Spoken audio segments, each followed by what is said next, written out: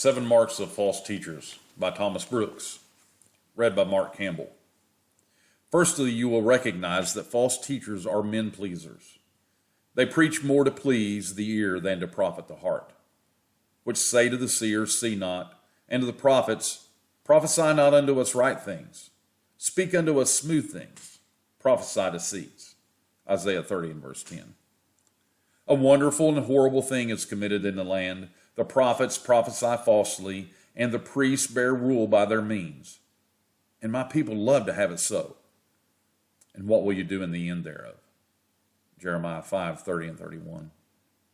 They handle holy things with wit and dalliance rather than with fear and reverence. False teachers are soul undoers. They are like evil chirurgeons that skin over the wound, but never heal it. False teachers are hell's greatest enrichers. Such smooth teachers are sweet soul poisoners. Jeremiah 23:16 and 17. Secondly, false teachers are notable in casting dirt, scorn, and reproach upon the persons, names, and credits of Christ's most faithful ambassadors. Thus Korah, Dathan, and Abiram charged Moses and Aaron that they took too much upon them, seeing all the congregation was holy. Numbers 16:3. You take too much state, too much power, too much honor, too much holiness upon you. For what are you more than others, that you take so much upon you? And so Ahab's false prophets fell foul on good Micaiah, paying of him with blows for want of better reasons. 1 Kings 22:10 through 26. Yea, Paul, that great apostle of the Gentiles, had his ministry undermined and his reputation blasted by false teachers. For his letters, say they, are weighty and powerful, but his bodily presence is weak, and his speech contemptible. 2 Corinthians 10:10. They rather contemn him than admire him. They look upon him as a dunce rather than a doctor. And the same hard measure had our Lord Jesus from the scribes and Pharisees, who labored as for life to build their own credit upon the ruins of his reputation.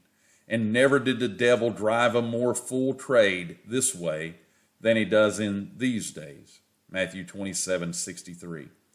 Oh, the dirt, the filth, the scorn that is thrown upon those of whom the world is not worthy. The third characteristic of false teachers are venters of devices and visions of their own heads and hearts. Then the Lord said unto me, the prophets prophesy lies in my name. I sent them not, neither have I commanded them, neither spake unto them. They prophesy unto you a false vision and divination, and a thing of naught, and the deceit of their heart. Jeremiah 14:14. Thus saith the Lord of hosts, hearken not unto the words of the prophets that prophesy unto you. They make you vain. They speak a vision of their own heart, and not out of the mouth of the Lord. Jeremiah 23:16. Are there not multitudes in this nation whose visions are but golden delusions, lying vanities, brain-sick fantasies?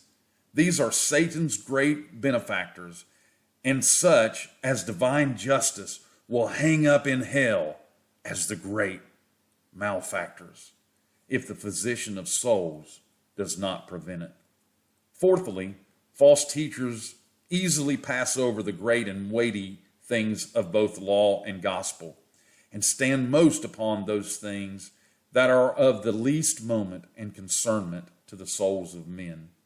Now the end of the commandment is charity out of a pure heart, and of a good conscience, and of faith unfeigned, from which some, having swerved, have turned aside unto vain jangling, and desiring to be teachers of the law, understanding neither what they say, nor whereof they affirm. 1 Timothy 1:5 through 7. Woe unto you, scribes and Pharisees, hypocrites, for you pay tithe of mint and anise and cumin, and have omitted the weightier matters of the law, judgment, mercy, and faith. These ought you to have done, and not to leave the other undone. Matthew 23:23. False teachers are nice in the lesser things of the law, and as negligent in the greater. If any man teach otherwise, and consent not to wholesome words, even the words of our Lord Jesus Christ, and to the doctrine which is according to godliness, he is proud, knowing nothing, but doting about questions and strifes of words, whereof cometh envy, strife, railings, evil surmisings, perverse disputings of men of corrupt minds, and destitute of the truth, supposing that gain is godliness. From such withdraw thyself. 1 Timothy 6, 3 through 5. The earth groans to bear them, and hell is fitted for them. Matthew 24, 32. The fifth characteristic of false teachers: cover and collar their dangerous principles and soul impostures with very fair speeches and plausible pretenses, with high notions and golden expressions. Many in these days are bewitched and deceived by their magnificent words, lofty strains and stately terms of deceivers, illumination, revelation, deification, fiery triplicity, etc. As strumpets paint their faces and deck and perfume their beds, the better to allure and deceive simple souls. So, false teachers will put a great deal of paint and garnish upon their most dangerous principles and blasphemies, that they may the better deceive and delude poor ignorant souls. They know sugared poison goes down sweetly. They wrap up their pernicious, soul-killing pills in gold. Weigh the scriptures in the margin. The sixth sign of false teachers: they strive more to win over men to their opinions than to better them in their conversations. Woe unto you, scribes and Pharisees, hypocrites, for you can pass sea and land to make one proselyte, and when he is made, you make him twofold more the child of hell than yourselves. Matthew 24:17. They busy themselves most about men's heads. Their work is not to better men's hearts and mend their lives. In this, they are very much like their father, the devil, who will spare no pain to gain proselytes. And finally, the seventh character: false teachers make merchandise of their followers. But there were false prophets also among the people, even as there shall be false teachers among you, who privily shall bring in damnable heresies, even denying the Lord that bought them, and bring upon themselves swift destruction. And many shall follow their pernicious ways, by reason of whom the way of truth shall be evil spoken of. And through covetousness shall they with feigned words make merchandise of you, whose judgment now of a long time lingereth not, and their damnation slumbereth not. 2 Peter 2, 1 through 3. They eye your goods more than your good, and mind more the serving of themselves than the saving of your souls.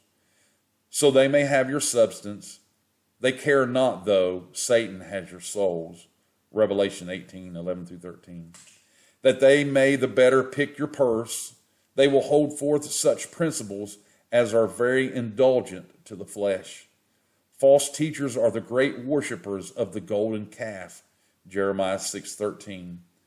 Now by these characters you may know them, and so shun them, and deliver your souls out of their dangerous snares, which that you may, my prayers shall meet yours at the throne of grace.